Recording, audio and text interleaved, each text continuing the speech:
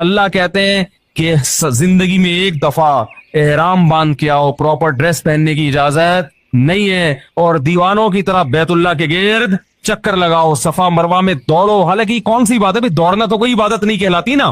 اللہ نے کہا دوڑو, بیت اللہ کے غلاف سے لپٹ کے, بیت اللہ کے دروازے سے اپنے رخسار کو رگڑ کے میرے سامنے رو, جیسے محبوب کسی سے لپٹ کے محبت کا اظہار کر رہا ہوتا ہے. میدان عرفات میں مٹی میں اپنی ناک کو رگڑو.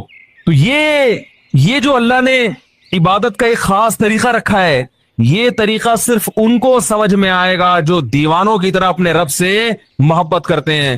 جن کی طبیعت میں دیوانوں والی محبت نہیں ہے, وہ اس طریقے کو, اس طریقہ عبادت, یہ والا طریقہ ان کی سمجھ میں نہیں آئے گا. تو کہیں گے یہ کیا ہے بھائی, ہم 3 پیس سوٹ ٹائی پہنا کرتے تھے, اللہ میاں نے بولا ایک دھوتی پہنو اوپر سے ایک چادر. یہ کیا ہے, وہاں جا کے کیا کر رہے ہیں, گھوم رہے ہیں, حجر اسود کو چوم رہے ہیں. کیا ایک پتھر ہی تو ہے بھائی, اس کو کیوں چوم رہے ہیں بھائی؟ بیت اللہ سے نسبت ہے اس کی, یہ اللہ کا گھر ہے. کیسے دیواروں سے لوگ رخساروں کو لگا رہے ہوتے ہیں وہاں. وہ شعر یاد آتا ہے, امر من الدیار دیار لیلا وقبل ذا الجدار وذا الجدار وما حب الدیار شغفن قلبی ولكن حب من سکن الدیار. جو مجنو تھا نا, وہ لیلا کے گھر در و دیوار, اس زمانے میں محبوبائیں پردہ کیا کرتی تھیں, ٹھیک ہے نا, ڈیٹ ویٹ کا سسٹم ایجاد نہیں ہوا تھا, موبائل پہ ایزی لوڈ اور یہ سب مس کالیں وس کالیں چلتی نہیں تھی. کبوتر بازی ہوتی تھی, وہ کبوتر لے کے آیا, وہ کبوتر باز وقت کہیں اور بھی چلا جاتا تھا, ٹھیک ہے نا. تو بڑی پرابلم تھی. تو یہ جو مجنون ہے نا, یہ لیلا کے عشق میں کیا کر رہا ہے, اس کی دیواروں کے گرد چکر لگا رہا ہے, اور بڑے سخت پہرے ہیں غیرت مند مردوں کے, وہ نکلنے نہیں دیتے. تو یہ چکر لگا رہا ہے اور پھر محبوبہ کی دیواروں کو چوم رہا ہے. پھر لوگوں سے کہتا ہے کہ بھائی امر من الدیار دیار لیلا وقبل ذا الجدار وذا الجدار. لوگوں میں لیلا کے در و دیوار کے گرد گھومتا ہوں, کبھی اس دیوار کو چومتا ہوں, کبھی اس دیوار کو. لوگوں اتنا پاگل نہیں ہوں کہ مجھے دیواروں سے محبت ہو گئی ہے. وما حب الدیار شغفن قلبی. تم مجھے دیکھ کر پہلے ہی مجنو کے تانے مجھے مل رہے ہیں, لوگ دیوانہ کہہ رہے ہیں, پاگل کہہ رہے ہیں. اللہ کی قسم اتنا پاگل نہیں ہو کہ دیواروں سے محبت ہو جائے. ولکن حب من سکن الدیار. ان دیواروں کی نسبت جس محبوب کی طرف ہے, اس محبوب کی محبت نے مجھے دیواروں کو چومنے پر مجبور کر دیا ہے. یہ رشتہ ختم ہو جائے. یہ دیواریں میری نظر میں 2 ٹکے کی نہیں ہیں. بیت اللہ کی دیواریں بھی سیمنٹ گارے کی بنی ہے میرے بھائی, اس کا غلاف بھی کپڑے کا غلاف ہے, وہ کوئی مریخ سے نہیں آیا ہوا. یہی سیمنٹ, یہی بجری, یہی ریت, اسی سے وہ اینٹیں بنی ہیں. لیکن ان اینٹوں کو دیکھنے کے لیے, اس غلاف کو چومنے کے لیے, اس غلاف کے گرد طواف کرنے کے لیے ہم 6-6 7-7 لاکھ روپے خرچ کر کے جاتے ہیں. اور لاکھوں کے مجمع میں جہاں پھسلنے کا بھی خطرہ ہو, جان کا بھی خطرہ ہو, اس بیت اللہ کے گرد گھومتے ہیں.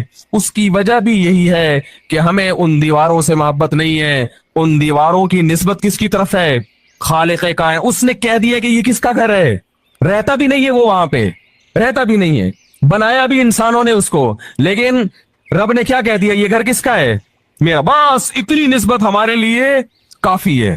بیت اللہ سے عشق کرنے کے لیے, بیت اللہ سے محبت کرنے کے لیے ہمارے لیے اتنی دلیل کافی ہے کہ اس بیت اللہ کو, یہ رب نے کیا کہہ دیا اس کے بارے میں کہ کس کا گھر ہے, میرا. بس اتنا کہہ دیا. اب ہمیں کوئی ڈاکومنٹ نہیں چاہیے اس کے لیے, کوئی ثبوت نہیں چاہیے, مزید کوئی ثبوت نہیں چاہیے. یہ نسبت ہمیں مجبور کرتی ہے کہ ہم لاکھوں روپے خرچ کر کے اس گھر کی زیارت کے لیے جاتے ہیں اور اپنا پسینہ وہاں جا کے بہاتے ہیں. کتنی ٹینشن میں نے بوڑھے کو دیکھا ہے, بوڑھے لوگوں کو دیکھا ہے, کتنی ٹینشن. یہ تو آج بیت اللہ کی زیارت آسان ہو گئی. جب بیت اللہ کی زیارت آسان نہیں تھی, لوگ جب بیت اللہ پہ پہلی نظر پڑتی تھی بے ہوش ہو جایا کرتے تھے, اٹیک ہوئے لوگوں کو, موت ہوئی ہے لوگوں کی. تو ابراہیم علیہ السلام نے اللہ کا گھر بنایا اور کیا اعلان کیا, اللہ اس ایسی زمین پہ گھر بنا رہا ہوں جہاں نہ گھاس کا تنکا اور نہ پانی, لیکن تو اس جگہ کو ایسا بنا دے کہ تہوی الیہ افئدۃ الناس, کہ لوگوں کے دل اس کی طرف لڑکنا شروع کر دیں. کوئی انٹرٹینمنٹ کی جگہ نہیں ہے وہاں پہ. مری میں ہوتا, سوئٹزرلینڈ میں ہوتا تو ہم کہہ سکتے تھے بھائی اصل میں تو سوئٹزرلینڈ ہے, نام بیت اللہ کا لیا جا رہا ہے. دیکھنا کیا چاہتے ہیں مولانا صاحب, سوئٹزرلینڈ گھومنا چاہتے. اللہ نے ایسی جگہ بنایا, سنگ لاخ پہاڑ, یہ تو اب آباد ہو گیا, ورنہ تو آپ جہاز میں دیکھتے ہوں گے चटाने, खुश संगलाख चटाने, ऐसी जगह बनाया कि यहाँ आने वाला सिवाय बैतुल्लाह की मोहब्बत के इसके दिल में उसके अलावा और कोई जज्बा ना हो। और यही वजह है कि आज वहां जद्दा पे जो कुछ होता है, जद्दा एयरपोर्ट पे सब जानते हैं, लोग क्यों बर्दाश्त करते हैं। किसी और एयरपोर्ट पे इतनी सख्ती हो और ये कुछ हो, लोग उस मुल्क में जाएंगे, छोड़ देंगे। ये बैतुल्लाह की मोहब्बत है जो लोगों को खींच के लाती है। तो अल्लाह ने हज क्यों रखा है? दीवानगी के इजहार के लिए। नबी सल्लल्लाहु अलैहि वसल्लम ने फरमाया, दा खतामल ईमान मर रज़िया बिल्लाहि रब्बा व बिल इस्लामी दीना व बि मुहम्मदिन सल्लल्लाहु अलैहि वसल्लम नबिया। इस्लाम का जायका चख लेगा वो शख्स जिसने अल्लाह को अल्लाह मान लिया, नबी को नबी मान लिया और अल्लाह की किताब को किताब मान लिया। तो आपने फरमाया इस्लाम का जायका, इससे पता चलता है इस्लाम में क्या है, एक चाशनी, एक लज्जत जायका है। एक आप मुल्की कवानीन को फॉलो करते हैं, उसमें लज्जत नहीं है, चाशनी नहीं है, लेकिन जब अल्लाह के दीन पे चलते हो तो इसमें अल्लाह ने एक जायका भी रखा है, लुत्फ और मजा भी रखा है। लेकिन ये लुत्फ और मजा सिर्फ उन्हीं को महसूस होता है जो अल्लाह को अल्लाह होने के लिहाज से राजी हो जाते हैं और उससे मोहब्बत करना शुरू कर देते हैं। अल्लाह ताला से दुआ है कि अल्लाह ताला हमें भी अपने घर की जियारत नसीब फरमाए और जज्बे के साथ। उलमा कहते हैं वहां जाके बुराइयां करना, इससे वहां की जो एक रूहानी कुव्वत वहां मिलनी चाहिए थी, वो कुव्वत क्या हो जाती है, खत्म हो जाती। तो अल्लाह ताला हमें भी जियारत नसीब फरमाए। बकरीद में जानवर को कुर्बान करने का हुक्म दिया। बज़ाहिर बड़ा तरस आता है उस जानवर के ऊपर, हमें भी आता है, हम भी इंसान है। हमने बकरा पाला था, मैं तो हज पे गया हुआ था, तो घर वालों ने वीडियो बना के भेजी। बकरा पहले सोचता है यार 10 दिन तक ऐसे हार फूल डाले जा रहे हैं मेरे गले में, घास खिलाई जा रही है, ऐसी प्यार मोहब्बत की बातें, अचानक लिटा के क्या करते हैं, गला काट, चीख रहा होता है वो। तरस आता है इंसान को, और तरस आना ही कुर्बानी है। अगर तरस ही नहीं आ रहा फिर कुर्बानी थोड़ी है, तो गोश्त खा लिया आपने। इब्राहिम अलैहिस्सलाम जब अपने बच्चे को ज़बह करने के लिए लिटा रहे थे तो उनको तरस आ रहा था कि नहीं आ रहा था? बोलो ना यार, आप लोग पता नहीं क्या मसला है आप लोग के साथ यार। नींबू ला के रखूंगा मैं, सब लोग थोड़ा थोड़ा खाएं। गम भी हो रहा था ना, तो यही तो कुर्बानी थी। सास को अगर हुक्म दिया जाता कि बहू को ज़बह करो, क्या ख्याल है? या बहू को हुक्म दिया जाता सास को ज़बह करो, ये कुर्बानी होती? सास कहती अच्छा है, सांप भी मर गया और लाठी भी नहीं टूटेगी, सवाब का सवाब और बहू भी शाट। बाप को हुक्म दिया जा रहा है क्या करो, बेटे को ज़बह करो।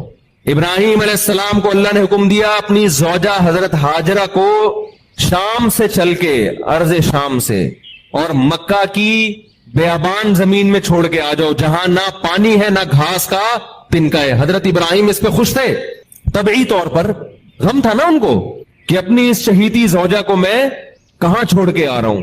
परहेजगार ज़ौजा थी, कितनी परहेजगार के इब्राहिम अलैहिस्सलाम के हुक्म पर भी उन्होंने अमल किया, तभी तो कुर्बानी थी कि दिल गमज़दा था। आज किसी को हुक्म दो अपनी बेगम को वहां छोड़ के आ जाओ, वो प्रैंक बने हुए होते हैं ना। बेगम साहिबा मैके जा रही हैं, बंदा कह रहा है बहुत अफसोस हो रहा है, जैसे वो मुंह उधर होता है नाचना शुरू कर देता है खुशी से। कितने लोग ऐसे हैं जो इंतजार कर रहे हैं, काश हमें भी 10 दिन मुसलसल ख्वाब आए कि अपनी बेगम को ससुराल छोड़ के आ जाओ। बड़े मक्का ना छोड़ो, कहां छोड़ के आ जाओ।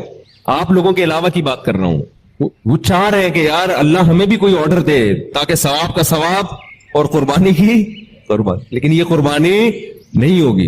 वो एक साहब ने मुझे कहा कि वो मेरे अब्बा जो थे ना, वो उन्होंने दूसरी शादी की तो मेरी वालदा का इंतकाल हो गया था तो उन्होंने कर ली। तो कह रहे, मैंने कहा मैं भी करता हूं। तो अब्बा ने कहा कमबख्त, मेरी तो बीवी मर गई थी तो मैंने की है, तेरी तो जिंदा है। तो मैंने कहा अब्बा मेरी नहीं मर रही तो मेरा तो क्या कसूर है इसमें?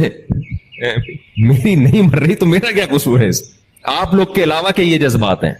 तो कुर्बानी जो ये सिर्फ मजाक ही है भाई, इसको सीरियस न ले। खवातीन बहुत गुस्सा होती है कि हमारे खिलाफ बोलता रहता है, हमारे खिलाफ बोलता रहता है। तो अगर मैं ये बयान भी कर रहा हूं तो उसमें नेगेटिव में बयान कर रहा हूं ना कि कितने नालायक मर्द हो गए हैं आज के। ये कोई खुशी से थोड़ी बयान कर रहा हूं। अब सवाल पैदा फिर हंसी क्यों आ रही है? अगर खुशी से बयान नहीं हो रहा, हंसी आप लोग को देख के आ रही है मुझे कि आप लोग बातों से इतना खुश हो रहे हैं, अमलन कितना खुश होते होंगे। बात करने पर इतनी खुशी हो रही है आप लोगों को, अगर अमलन अल्लाह ने हुक्म दे दिया कि इसको ससुराल छोड़ के आ जाओ तो आप खुशी से पागल हो जाएंगे। आपसे मुराद आपके अलावा। अच्छा खैर, जल्दी से टॉपिक को मुकम्मल करें, वक्त भी पूरा हो गया है। तो जब अल्लाह उसके रसूल ने कोई हुक्म दे दिया, अल्लाह का अल्लाह होना साबित हो गया, रसूल का रसूल होना साबित हो गया। अब जब हुक्म दिया जाएगा तो हुक्म आपकी खोपड़ी में आए या ना आए, आपने क्या करना है? फॉलो। हज में भी तो ऐसा ही होता है। हज तो ऐसी ट्रेनिंग है, ऐसी प्रैक्टिस है कि अपनी अकल कराची से आए हो तो कराची पे रख के आओ। हम जाते हैं बैतुल्ला की ज़ियारत के लिए, असल तो हज बैतुल्ला का है, वलिल्लाहि अलन्नासि हिज्जुल बैती। उलमा कहते हैं हर इबादत का एक सबब होता है, हज का सबब बैतुल्ला है, अल्लाह का घर, उसकी ज़ियारत के लिए। लेकिन होता कहां है? अरफात में। 9 ज़िलहिज्जा को अल्लाह कहां भेज देता है? भाई दिल तो चाह रहा है बैतुल्ला में जाएं, बैतुल्ला का गिलाफ पकड़े, मुल्तजम से चिमटे। अल्लाह कहता है नहीं, कहां जाना है? मैदान अरफात में जमा होना जाए। बल्कि 8 ज़िलहिज्जा को मूव कर जाना है मिना में, बैतुल्ला से दूर। फिर 9 तारीख को कहां जाना है? अरफात, और दूर हो जाओ बैतुल्ला से, वकूफ अरफात में होगा। ए अल्लाह, अरफात के बाद हमें ले आ तो बैतुल्ला, ना ना ना ना, अब मुजदलिफा में रात को क़याम करना है। फिर क्या करें? मुजदलिफा से मिना जाना है, शैतान को कंकरियां मारनी है, और ये सारे काम 2 चादरों में करने हैं। और पहले दिन जो शैतान को कंकरी मारनी है, 2 शैतान छोड़ के तीसरे वाले को मारनी है, पहले 2 को नहीं मारनी है। क्यों भाई? ये तो रास्ते में आ रहे हैं। जब आप जा रहे हैं मीना की तरफ तो पहले पहला शैतान आएगा, फिर दूसरा आएगा, फिर तीसरा। ना ना ना, पहले को भी नहीं, दूसरे को भी नहीं, किसको? तीसरे को। या अल्लाह, ये क्या है? ये शैतान तो ये भी है ना, या यहां भी आया था ना शैतान। दूसरे दिन तीनों को मारनी है, तीसरे दिन भी तीनों शैतानों को, पहले दिन 2 को क्यों माफ कर दिया? अल्लाह कहेगा जब मैं कोई ऑर्डर दे रहा हूं, अब खोपड़ी इस्तेमाल करने की इजाजत, क्योंकि अगर खोपड़ी इस्तेमाल की, लिमिट को क्या कर रहे हो? क्रॉस। बल्कि इससे बड़ा इश्काल तो ये होता है कि कंकरियां मार क्यों रहे हैं इसको? वहां शैतान थोड़ी है कोई, वहां तो इब्राहिम अलैहिस्सलाम के सामने शैतान आया था, तो था ना, अब थोड़ी है। लेकिन हुक्म है कि आपने क्या करना है? सुन्नत इब्राहिमी को जिंदा करना है। और ये काम आप 15 लाख रुपए खर्च करके करोगे, 12 लाख, 10 लाख। लिबरल लोग चीखते रह जाएंगे 10 लाख से किसी गरीब की शादी करा देते। इतने मुफ्ती साहब के शादियों पे बयान सुने, फिर भी 10 लाख किसी गरीब की शादी कराए बगैर कहां चले गए? कंकरियां मारने, हज करने। 10 लाख इन चीजों पे खर्च किया। जिसको मजहब समझ में नहीं आता उसको ये सारे काम क्या लगते हैं? फजूल। ये करने गए हम 12 लाख, 10 लाख। अल्लाह से उम्मीद है कि इंशाल्लाह अगले साल तक 10 करोड़ का हो जाएगा हज, जिस हिसाब से महंगाई चल रही है ना। जितना जल्दी हो सके कर लें आप लोग, समझ रहे हो? तो फिर क्या है कि जी आप उसके बाद फिर जानवर ज़बह करें, फिर आप हल्क कराएं। 10 लाख आपने टेंड कर, मैंने हल्क नहीं कराया, कसर कराया। मेरे बाल यहां तक थे तो यहां तक हो गए। आप कह सकते हैं टेंड कराने में क्या जा रहा था? टेंड कराने में यह जा रहा था कि लोग टेंड को जरूरी समझना शुरू कर दिया लोगों ने। वरना मुझे टेंड होने से कोई तकलीफ नहीं है, क्योंकि मैंने पहली दफा जब हज किया तो टेंड कराई मैंने, उसके बाद मैंने उम्रा किया तो कसर का मतलब 1 इंच बाल। तो बहुत लोग एतराज कर रहे थे कि ये कैसा हज है, आपने टेंड नहीं कराई। मैंने कहा अब मैं कसर ही कराऊंगा, कि तुम्हें क्या तकलीफ है? जब अल्लाह ने इजाजत दी है कसर की तो आपको क्या? हाँ, हल्क में 3 गुना सवाब ज्यादा है, इसमें तो 2 राय नहीं है, हल्क में सवाब ज्यादा है। लेकिन अल्लाह ने जब ऑप्शन दे दिया कि चाहो कसर कराओ चाहो हल्क कराओ, तो सवाब तो फिर उस आदमी का मामला है ना, उसमें दूसरे को क्यों हो रहा है कि भाई ये क्यों नहीं? फिर मुझे ख्याल हुआ कि यार ये जो एक चीज जो लाजिम नहीं है उसको लोग लाजिम समझ रहे हैं ना, इसकी भी नफी जरूरी है। यहां आने के बाद मैंने सोचा मैं टेंड करा दूं। फिर मैंने कहा यार अब वो लुक भी नहीं आएगा सवाब तो मिलेगा ही नहीं। और वो हज की टेंड अलग ही होती है, उसका अलग ही नूर होता है। अब दोबारा उम्रे पे गए तो टेंड दहशतगर्दी का जड़ से खात्मा कर देंगे इंशाअल्लाह। नहीं भी किया तो ये आपका मैटर नहीं है, ये मेरा जाती मसला है। क्या ख्याल है? खैर, बात को समेटूं जल्दी से। तो कैसे काम कराए जा रहे हैं भाई? रमी, फिर टेंड करा दो, उसके बाद अब क्या करना है? तवाफ ज़ियारत, जो हज का तवाफ है वो बकरीद के 3 दिनों में ही करना है। अल्लाह, इतना रश है, 3 दिन के अलावा कुछ हुक्म दे दे। अल्लाह ने कहा नहीं, मैं इस्लाम की शौकत पूरी दुनिया के सामने जाहिर करना चाहता हूं। अगर बकरीद के ये 3 दिन अजीम दिन है, अय्याम नहर है, कुर्बानी के दिन है, ईद के दिन है। हज का जो तवाफ है वो ईद के दिनों में ही होगा, ईद के दिनों के अलावा नहीं होगा। क्यों? ईद का दिन है, मुसलमानों की अजमत, शौकत, ताकत। तो 30-40 लाख का मजमा 3 दिन के अंदर जब बैतुल्लाह का तवाफ करेगा, और इतना रश इस्लाम के बारे में दुनिया देखेगी कि इस्लाम जिंदा है। 1400 साल के बाद भी पूरी चमक धमक के साथ इस्लाम क्या है? अपने जिंदा होने का सबूत दे रहा है। ये दुनिया देखती है ये मनाजिर। ऐसे चींटियों की तरह और शहद की मक्खियों की तरह लोग बैतुल्लाह से चिमटे हुए होते इन 3 दिनों में।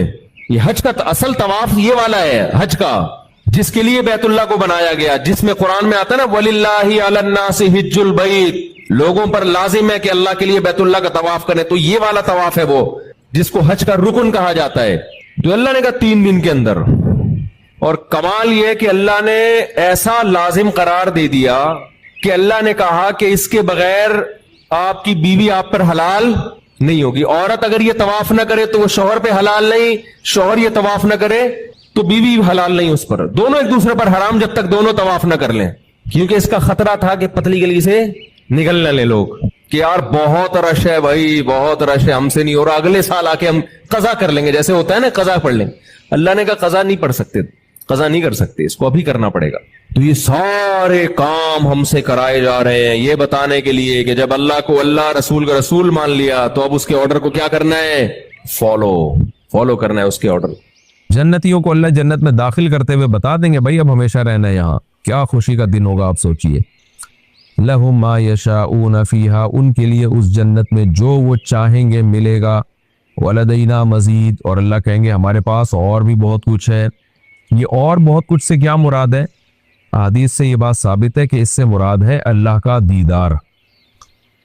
نبی صلی اللہ علیہ وسلم نے فرمایا جب جنتی جنت میں چلے جائیں گے تو اللہ ان سے کہیں گے کہ کیا میں تمہیں مزید ایک نعمت نہ دوں؟ تو وہ کہیں گے الم تبیض وجوہنا, اے اللہ تو نے ہمارے چہروں کو روشن کر دیا, ہمیں سب کچھ دے دیا, مزید کیا ہے تیرے پاس. یعنی جنتی خیال کریں گے کہ اس جنت میں اور کچھ مزید کا بھی کوئی یعنی چانس ہے, کوئی گنجائش ہے مزید کی بھی. یہ ایسے ہی ہے جیسے آپ کسی ہوٹل میں گئے اور آپ کے پاس 20 قسم کے کھانے لا کے رکھ دیے ہوں, تو وہ آ کے ہوٹل والا آپ سے کہہ رہا ہو کہ اور بھی کچھ چاہیے, تو آپ کہیں گے بھائی ابھی مزید کا بھی کوئی گنجائش ہے. تو جنت میں ہر نعمت دیکھیں گے تو وہ فرشتے اللہ تعالیٰ ان جنتیوں سے کہیں گے مزید بھی تمہیں کچھ چاہیے, میرے پاس مزید بھی ہے. وہ کہیں گے بھائی اے اللہ سب کچھ تو مل گیا. پھر اللہ تعالیٰ اپنے اور بندوں کے درمیان حجاب کو ہٹا دیں گے اور لوگ اللہ کی زیارت کریں گے. جو جنتی, نبی صلی اللہ علیہ وسلم نے فرمایا اس زیارت میں ایسا محو ہوں گے کہ جنت کی بھی ہر نعمت کو وہ بھول جائیں گے. وَكَمْ أَهْلَكْنَا قَبْلَهُمْ مِنْ قَرْنٍ, اللہ فرماتے ہیں کتنی ہی بستیاں ان سے پہلے ہم نے ہلاک کر دی. ہم اشد منہم بطشا, جو ان سے بھی زیادہ پکڑ میں سخت تھی, بڑی طاقتور قومیں تھی. یہ تو ان کی عسکری قوت تھی. فَنَقَّبُوا فِي الْبِلَادِ, اب ان کی معاشی قوت کیا تھی, وہ گھس گئے تھے شہروں میں. یعنی ترقی کرتے کرتے سفر تجارت کے شہروں میں گھس گئے تھے. یعنی بہت سارے شہروں میں ان کے سفر تھے, تجارتی سفر. لیکن کیا ہوا, حل من محیص, کیا ہوا کوئی بچانے والا, کوئی پناہ گاہ. محیص کا مطلب پناہ گاہ, کوئی ملی ان کو پناہ گاہ, تھی کوئی پناہ گاہ. تو تجارت کرتے تھے دنیا میں, دوسرے ملکوں میں جا کے ارب پتی بن گئے تھے, کیا کوئی پناہ ملی ان کو؟ ان فی ذلک لذکری, بے شک اس بات پہ نصیحت ہے, لمن کان لہ قلب, ہر اس شخص کے لیے جس کے سینے میں دل ہو. او القى السمع, یا اس نے اپنی سماعت کو ہمارے سامنے ڈال دیا, وہو شہید, اور وہ حاضر بھی ہو, نہیں دل سے حاضر ہو. میں نے ترجمے میں اس کی تفسیر یہ بتائی تھی کہ یا او جو ہے یہاں بل کے معنی میں ہے, لیکن ایک دوسری تفسیر ہے جس کو حضرت حکیم الامہ نے اختیار کیا ہے, مولانا شیخ تھانوی رحمہ اللہ نے. وہ تفسیر کیا ہے کہ لمن کان لہ قلب, کہ ان باتوں میں یعنی قرآن میں یا سورہ قاف میں جو آیتیں اللہ نے بیان کی ہیں ان میں نصیحت ہے. لمن کان لہ قلب, ہر اس شخص کے لیے جس کے سینے میں دل ہے, یا دل نہ بھی ہو, یعنی دل کا مطلب دل کی مکمل توجہ نہ بھی ہو, تو کم از کم اتنا کر لے کہ اپنی سماعت کو ہماری طرف متوجہ کر لے اور دل کو حاضر رکھنے کی کوشش کرے. یعنی مکمل دل سے بھی نہ سنے, نہ صرف اوپر اوپر سے آیتیں سن لے تھوڑی سی توجہ کے ساتھ, تو بھی اثر کر جائیں گی آیتیں اس کے اوپر. یعنی ان آیتوں میں اتنی طاقت ہے. جو بالکل ہی ضدی ہٹ دھرم ہے, جن کے سینوں پہ دلوں پہ مور لگ چکی ہے, ان پر اثر نہیں ہوگا.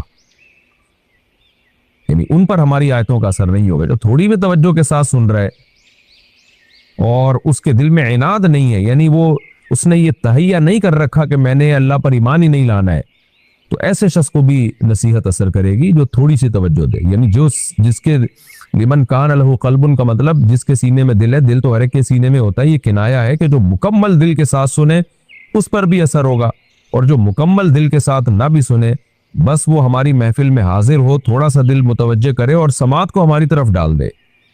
یعنی کانوں سے آیتیں گزر بھی جائیں تو بھی اثر کر جاتی ہیں. ایسے ہی ہے, بہت سے حضرات اسی طرح مسلمان ہوئے کہ کہیں سے گزر رہے تھے اور نبی صلی اللہ علیہ وسلم کی تلاوت ان کے کان میں پڑی تو ایک دم ٹھہر گئے وہ, اور ایسا متاثر ہوئے. تو چلتی پھرتی بھی نصیحت بہت دفعہ اثر کر جاتی ہے. تو اللہ کہتے ہیں ہماری آیتوں میں طاقت ہے. تو اس سے مراد یہ ہے کہ جن لوگوں پر ہماری آیتوں کا اثر نہیں ہو رہا وہ انتہائی درجے کے ضدی اور انتہائی درجے کے ہٹ دھرم ہیں، وہ فیصلہ کر کے بیٹھے ہوئے ہیں کہ ہم نے ہدایت حاصل نہیں کرنی ہے۔ وَلَقَدْ خَلَقْنَا السَّمَاوَاتِ وَالْأَرْضَ وَمَا بَيْنَهُمَا فِي سِتَّةِ أَيَّامٍ۔ اب جس مضمون سے اللہ نے ان آیتوں کو شروع کیا تھا نا سورہ قاف کو، کہ ہم مردوں کو دوبارہ زندہ کریں گے، اسی مضمون پہ اللہ ختم کر رہے ہیں کہ ہماری طاقت یہ ہے کہ ہم نے آسمانوں اور زمینوں کو اور آسمان اور زمین کے درمیان جو کچھ ہے سب کچھ 6 دنوں میں پیدا کیا ہے۔ 6 دنوں کی تفصیل میں پہلے کئی دفعہ بتا چکا ہوں۔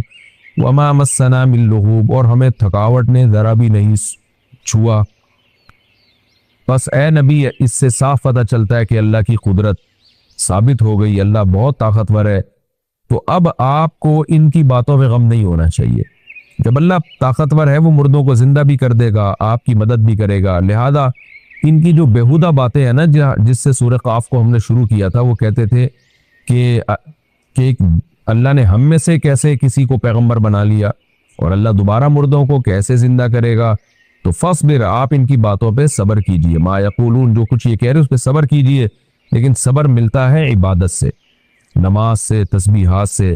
تو اس کے لیے کیا کرنا ہے؟ وَسَبِّحْ بِحَمْدِ رَبِّكَ، اپنے رب کی پاکی کے ساتھ، اپنے رب کی تعریف کے ساتھ اس کی تسبیح بیان کرنی ہے، قبل طلوع الشمس وقبل الغروب، طلوع شمس سے پہلے بھی اور غروب شمس سے پہلے بھی۔ اس میں فجر کی نماز بھی آ گئی، عصر کی نماز بھی آ گئی، یعنی مطلق تسبیح مراد ہے لیکن اس میں نمازیں بھی خود بخود داخل ہیں۔ وَمِنَ اللَّيْلِ، رات کے حصوں میں بھی اللہ کی عبادت کیجیے، فَسَبِّحْ، اس کی تسبیح بیان کیجیے۔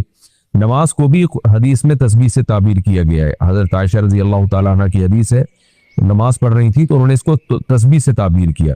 تو خود تسبیح میں نماز، یعنی جب ہم کہتے ہیں نا سبح، تو حدیث میں سبح کا لفظ نماز کے معنی میں استعمال ہوا ہے۔ بہرحال آیتیں مطلق ہیں، نماز بھی اس میں داخل ہے اور ہر طرح کی اللہ کی حمد و ثنا۔ وَأَدْبَارَ السُّجُودِ، اور سجدوں کے بعد بھی، یعنی نماز کے بعد بھی اللہ کی حمد و ثنا کیجیے۔ تبھی ہم نماز کے بعد 33 دفعہ سبحان اللہ، الحمدللہ، اللہ اکبر پڑھتے ہیں۔ وَاسْتَمِعْ يَوْمَ يُنَادِ الْمُنَادِ، اور جس دن پکارنے والا پکارے گا اس کی طرف کان لگا کے دھیان دیجیے۔ یہ کنایا ہے، مطلب یہ کہ قیامت کا انتظار کیجیے، اصل فیصلہ قیامت کے دن ہوگا، اور یہ پکارنے والا بہت قریب سے پکارے گا، یعنی ہر ایک کو ایسا لگے گا جیسے میرے قریب کھڑے ہو کر سور پکارا جا رہا ہے، سور میں پھونکا جا رہا ہے۔ یوم یسمعون الصیحۃ بالحق، جس دن حق کے ساتھ یہ لوگ اس پکار کو سنیں گے۔ ذالک یوم الخروج، یہ مردوں کے نکلنے کا دن ہوگا، سب نکل آئیں گے قبروں سے۔ انا نحن نحیی ونمیت، بے شک ہم ہی نے زندہ کیا تمہیں اور ہم ہی موت دیتے ہیں۔ وإلینا المصیر، اور ہماری ہی طرف لوٹ کر آنا ہے، یعنی ہم نے جب زندہ کر لیا اس پہ تمہیں تعجب نہیں ہو رہا کہ ہم پیدا کیسے ہو گئے، پھر ہم تمہیں موت دے دیتے ہیں، اس پہ تعجب نہیں ہو رہا، تعجب ہو رہا ہے کہ ہماری طرف لوٹ کے کیسے آؤ گے۔ اس لیے اللہ نے فرمایا 2 پروسیس تو دیکھ لیے، وإلینا المصیر، لوٹ کے ہماری طرف آنا ہے، یہ بھی دیکھ لو گے۔ یہ کب ہوگا؟ یوم تشقق الارض عنہم سراعا، جس دن زمین ان سے پھٹے گی اس طرح کہ یہ دوڑ رہے ہوں گے میدان حشر کی طرف۔ ذالک حشر، یہ ایک حشر ہوگا، ان لوگوں کو جمع کرنا ہوگا، اور یہ علینا یسیر، ہم پہ بہت آسان ہے، یہ حشر جو ہے یہ ہم پہ بہت آسان ہے۔ نحن اعلم بما یقولون، نبی کو تسلی دی جا رہی ہے آخری آیت میں، اے نبی ہم خوب جانتے ہیں ان باتوں کو جو یہ کر رہے ہیں، یہ جو اعتراضات کر رہے ہیں ہم خوب جانتے ہیں۔ وما انت علیہم بجبار، اور آپ ان پر جبار نہیں ہیں، یعنی زبردستی نہیں کر سکتے آپ۔ تو نبی کو بھی تسلی ہے کہ آپ کا کام پیغام پہنچانا ہے، بس آپ پہنچاتے رہیے۔ وہ پیغام کیا ہے؟ فذکر بالقرآن، آپ قرآن کے ذریعے نصیحت کیجیے، من، ہر اس شخص کو، یا خوف وعید، جو میری وعید سے ڈرتا ہے۔ ہمارے شیخ حضرت مفتی رشید احمد صاحب رحمہ اللہ تعالیٰ نے کے پاس جو قرآن تھا اس پر یہ آیت لکھی ہوئی تھی، فذکر بالقرآن من یخاف وعید۔ حضرت فرماتے تھے قرآن مجید کے ٹائٹل پہ نا یہ مجھے سب سے زیادہ جو آیت پسند ہے، یعنی جو حضرت کی خواہش تھی کہ قرآن کے ٹائٹل پہ جو آیت ہونی چاہیے وہ یہ ہونی چاہیے، فذکر بالقرآن من یخاف وعید، یعنی ایسے قرآن پہ باہر لکھا ہوا ہونا چاہیے، تاکہ جب ہم قرآن کی تلاوت شروع کریں تو ہمیں پتہ چل جائے کہ بھائی اس سے اللہ نے کہہ دیا کہ ڈرائیں اس شخص کو، نصیحت کیجیے اس شخص کو جو میری وعید سے ڈرتا ہے۔ تو ڈرنے والے لوگوں پر اثر ہوگا، اور جن کے دل سخت ہو چکے ہیں ان پر قرآن کا کوئی اثر نہیں ہوتا۔ تو کھلاتا ہی ہے اللہ، کبھی بھوکا رہ لیے تو کیا ہو گیا یار؟ یہ تو ان لوگ کے ایشو میں، غیر مسلموں کے، کیونکہ یہ آئے دنیا میں عیاشی کرنے کے لیے ہیں۔ ہم کہتے ہیں بھائی انسان پیدا ہو، मुसलमान पैदा हो, ये ज्यादा अहम बात है कि जिंदगी की नेमत मिले। ये कायनात बनी इंसानों के लिए, जानवरों की नस्ल को कंट्रोल करने का हमें इजाजत है, क्योंकि हमारे मातहत हैं। हम नस्लों को कंट्रोल, हमारी कौन कंट्रोल करेगा?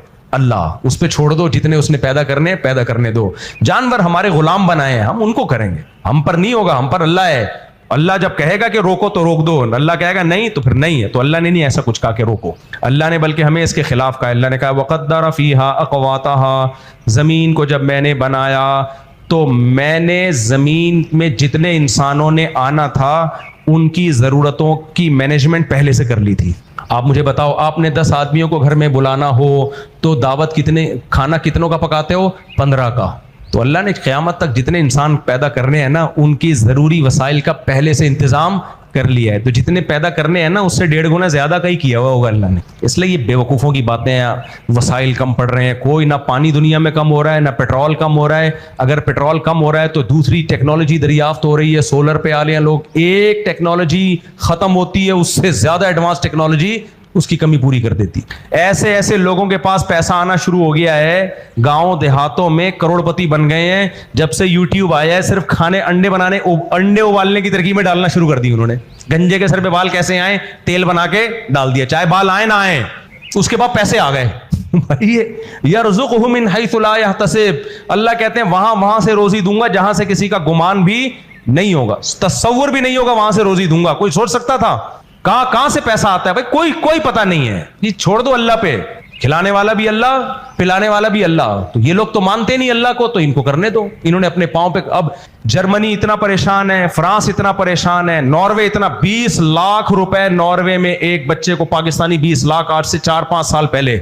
नॉर्वे कहता है कि एक बच्चा पैदा करो कितने पैसे मिलेंगे? इंडिया 40,000 दे रहा है। नीचे लोगों ने लिखे हुए हैं, अबे 40,000 में बच्चे पालेंगे क्या? 40,000 में बच्चों को पढ़ाएंगे हम? पागल समझा हुआ है गवर्नमेंट ने हमें। इंडिया कहेगा मैं 40 लाख तो देने से रहा, यही कहेगा ना। नॉर्वे में 5 साल पहले 20 लाख, इसका मतलब आजकल पाकिस्तानी 30 लाख। एक बच्चा पैदा करो, नॉर्वे कहते हैं 30 लाख दूंगा। ऐसा ना हो आप सब नॉर्वे पहुंच जाएं। वो कहते हैं वहां के नेशनल, वो कह रहे हैं हमने अपनी कौम को बढ़ाना है, दूसरों की कौमों को नहीं। कह रहे हैं हमारी कौम, उनकी कौम कह रही है तू 30 लाख नहीं 30 करोड़ भी देगा, हम नहीं पैदा करेंगे। क्योंकि औरतों को जब एक दफा ये बता दिया जाए ना, बच्चा पैदा करना तुम्हारी सेहत के लिए नुकसानदेह, एक अजाब है, फिर वो नहीं आती इस पे।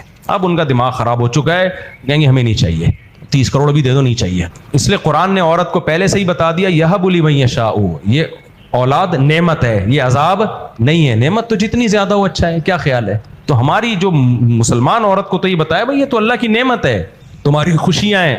खुदा की कसम, औरत के लिए बच्चे से बड़ी कायनात में कोई नेमत नहीं। अपनी बीवी को देखा करो, अपने बच्चों को देख के कैसे खुश होती है। वो तुम्हें भी लिफ्ट इसलिए करा रही है कि उसके बच्चे के बाप हो तुम। हमारी जो थोड़ी सी इज्जत घरों में हो रही है ना, इस चक्कर में हो रही है। हम लोग अपने बेगमों के बच्चों के क्या हैं? बाप हैं। नहीं होते ना तो देखते हमारा हशर क्या होता। कालिया आगे चलो, ज्यादा हो गई, आगे चलते हैं मेरे भाई। यूट्यूब पर नर्सरी के बच्चे कार्टून के साथ पोयम बनाना चाह रहा हूँ। क्या है भाई? पोयम बनाना चाह रहा हूँ, नर्सरी के बच्चों के लिए कार्टून के साथ पोयम बना ले यार, इसमें कोई हर्ज नहीं। मुफ्ती साहब में शादी तो बच्चे वसाइल की कमी है, अपनी साथी शादी की जरूरत है। मैं बहुत डिप्रेशन में हूँ। बात इनकी ये है कि गरीब आदमी है, दूसरी शादी करना चाहते हैं, ना घर देने के लिए बीवी को, ना खर्चे देने के लिए कुछ भी नहीं है बेचारे के पास, सिर्फ जज्बे और उमंगे। आप मशवरा दीजिए मैं क्या करूं? आप दूसरी शादी करें, लेकिन कोई रिश्ता देगा नहीं आपको। भाई इस्लाम में हर एक के लिए दावत है, गरीब को भी हुक्म है करो भाई, तुम कर सकते हो तो कर लो, लेकिन सवाल पैदा होता है आपको देगा कौन? बस ये है। तो आप करें, आप 4 करें, लेकिन मसला सबसे पहले ये है कि जहां भेजोगे बोलेंगे भाई कहाँ रखेगा, तो उनको तो ये शरीयत ने राइट दिया है। देखो अजीब बात है, अल्लाह ने मर्द को हुक्म दिया गरीब हो तो भी करो। कैसे जबरदस्त तालीम है, तुम ट्राइब करते रहो, हो सकता है कोई तुमसे भी ज्यादा गरीब हो, लेकिन औरत को हुक्म दिया कोई निकाह का पैगाम भेजे तो देख लो कि तुम्हारी माली हैसियत के हिसाब से अफोर्ड भी कर सकता है नहीं। कुरान में आता है फकीर होगे अल्लाह अपने फजल से गनी कर देगा, निकाह करो। लेकिन औरत को क्या हुक्म है? एक सहाबिया नबी के पास आई, या रसूल अल्लाह, हजरत मुआविया ने निकाह का पैगाम भेजा है। आपने फरमाया सअलूकुल्ला माल लहू, मुआविया गरीब आदमी है, उसके पास पैसा नहीं है, देख लो गुजारा कर लोगी। तो उनका मतलब ये था नहीं भाई नहीं करना। एक सहाबी انہوں نے کہا کہ یا رسول اللہ ابو الجہم عرب کے سردار ہیں, انہوں نے بھی نکاح کا پیغام بھیجا ہے. آپ نے فرمایا لا یضع عصاہ عن عاتقہ, ہر وقت کوڑا ان کے کندھے پہ لٹکا رہتا ہے, یعنی مار کٹائی والے, طبیعت میں شدت ہے. تو انہوں نے پھر نہیں کیا وہاں. پھر کس سے کروں؟ آپ نے فرمایا زید, اسامہ بن زید حب رسول اللہ, جو آپ کے منہ بولے بیٹے تھے. تو اس سے بھی پتہ چلتا ہے کہ رشتے کراتے ہوئے غیبت بھی جائز ہے. اگر کسی میں کوئی عیب ہو, آپ سے کوئی مشورہ لے رہا ہے تو بتا دینا چاہیے. آپ جس سے یہاں نکاح کا پیغام بھیجا ہے, سٹے لگاتا ہے, وہ احتیاط کریں. تو یہ غیبت نہیں کہلاتی. تو نبی نے بتا دیا کہ وہ شدت ہے ان کے, عورتوں پہ بہت سخت ہیں وہ. اور حضرت معاویہ کے بارے میں بتایا سب کچھ ہے لیکن پیسے نہیں ہیں. تو اس لیے اگر کوئی لڑکی کسی رشتے کا انکار کرے پیسے نہ ہونے کی بیس پہ, اس میں کوئی حرج ہے نہیں. لوگ اس پہ بہت سیخ پا ہو جاتے ہیں, مجھے آ کے کہہ رہے ہوتے ہیں اسلام میں تو پیسے کی کوئی ویلیو نہیں ہے.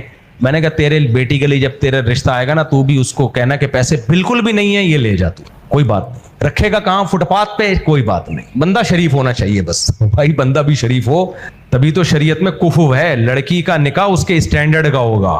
یہ نہیں ہو سکتا کہ آپ بالکل کسی لو کوالٹی کے گھر میں رہتے ہیں اور پیغام بھیجنے 1000 گز کے بنگلے میں ڈیفینس میں کہ مجھے وہاں شادی کرنی ہے. ایک بھنگی سے کسی نے پوچھا تو شادی کیوں نہیں کرتا؟ اس نے کہا بادشاہ کی بیٹی سے کروں گا, میرا معیار بہت اونچا ہے. اس نے کہا بادشاہ تجھے اپنی بیٹی دے گا کیوں؟ کہہ رہا ہے دے دے گا, آدھا کام ہو گیا آدھا رہ گیا. بڑا حیران ہوا یار, آدھا کام بھی کیسے ہو گیا؟ اس نے کہا ادھر سے ہاں ہو گئی ہے, ادھر سے قبول کا انتظار ہے. ہاں تو ہو گئی ہے, آدھا کام ہو گیا ہے, آدھا. اللہ مدیالوی صاحب واقعہ کربلا پر ریسرچ پر کچھ کلمات, موجودہ ریسرچ پر کچھ کلمات. میں نے ان کا بیان سنا نہیں ہے لیکن اتنی باتیں, عطا اللہ بندیالوی صاحب بہت بڑے عالم ہیں اور اللہ نے ان سے دین کی بہت خدمت لی ہے.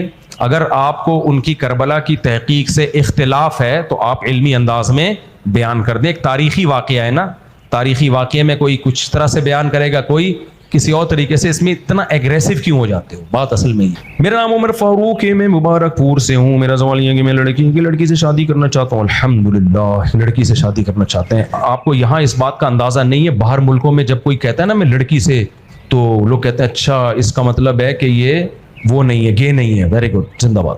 تو یہ بڑی بات ہے. یہاں باہر ملکوں میں ایسا نہیں ہے. وہاں بیٹا باپ سے پوچھ رہا ہوتا ہے تیرے لیے جو میں لے کر آؤں. ہمارے یہاں تو بہو آئے گی نا, بیٹے کے لیے کیا آئے گی؟ اپنے لیے بہو آئے گی, بیٹا ہے تو, اور بیٹی ہے تو کیا آئے گا؟ داماد. وہاں گورا کنفیوز ہوتا ہے کہ جو تو لایا ہے کمبخت, اس کو میں بہو بولوں کہ داماد بولوں؟ اور بیٹی جو لے کر آتی ہے, انگریز بول رہا ہوتا ہے یہ اس کو کیا, تو کیا ہے, اس کو میں بہو بولوں کہ داماد. بڑے کنفیوز ہو گئے ہیں وہ لوگ. یہ تو اسلام کی برکت ہے, ہم لوگ ہی اور شی میں فرق کرتے ہیں الحمدللہ. جو ہی مکمل ہی ہے, ہمارے یہاں تو ہی 4 گنا ہی ہوتا ہے, وہ تو ہی زبردست قسم کا ہی ہوتا ہے الحمدللہ. میرا عمر فاروق, ایک لڑکی سے شادی کرنا چاہتا ہوں, اس کا باپ راضی نہیں ہے. کوئی حل نہیں ہے, باپ کو راضی کرو. میں لڑکیوں کو بھگانے کا بالکل قائل نہیں ہوں, بہت سائیڈ افیکٹ ہے اس کی. لڑکیاں کی بھی زندگی برباد ہوتی ہے اس سے. جتنے لوگ کمبخت لڑکیوں کو بھگاتے ہیں نا, یہ پھر چھوڑتے ہیں بعد میں. وہ لڑکیاں بیوقوف بن کے بھاگتی ہیں, وفا کر رہا ہے, کوئی وفا نہیں کرتا. مرد ٹھرکی ہوتا ہے, اور اس عمر کے مرد جو بھگا رہے ہوتے ہیں 20 سال 25 سال کے لونڈے, ان کی ٹھڑک دماغ پہ سوار ہوتی ہے, لڑکیوں کو بھگاتے ہیں. جب اپنی خواہش پوری کر لیتے ہیں پھر ان کو وہی لڑکیاں بوجھ لگتی ہیں. وہ لڑکی نہ اپنے باپ کے لائق رہتی ہے اور نہ سسرال کے لائق, اور پوری زندگی اس پہ دھبا ہوتا ہے سسرال میں بھی کہ گھر سے بھاگی ہوئی ہے. اور جب اس کی اولاد ہوگی, بیٹی گھر سے بھاگے گی, تو یہ کیسے روکے گی اس کو؟ بیٹی تم گھر سے کیوں بھاگی؟ امی آپ نہیں بھاگی ہوتی تو میں پیدا ہوتی. تو میں اس لیے بھاگ رہی ہوں کہ اور بھی میری جیسی مارکیٹ میں آئے. اس کو کس بیس پہ روکو گے اپنی ہونے والی بیٹی کو؟ اس لیے یہ ٹھیک نہیں ہے. ہاں کوئی لڑکی ایجڈ ہو, طلاق یافتہ ہو, بیوہ ہو, اس پہ ظلم ہو رہا ہے, میچور ہے, پھر وہ کورٹ میرج کرے, پھر ٹھیک ہے. لیکن وہ بھی بھاگے نہیں, جا کے کہاں عدالت کا سہارا لے. نو عمر لڑکیاں, 20 سال کی, 22 سال کی لڑکیاں, اممیچور, ان کو بھگا کے شادیاں. اور یہ میں آج سے نہیں کہہ رہا, میں 20 سال سے کہہ رہا ہوں.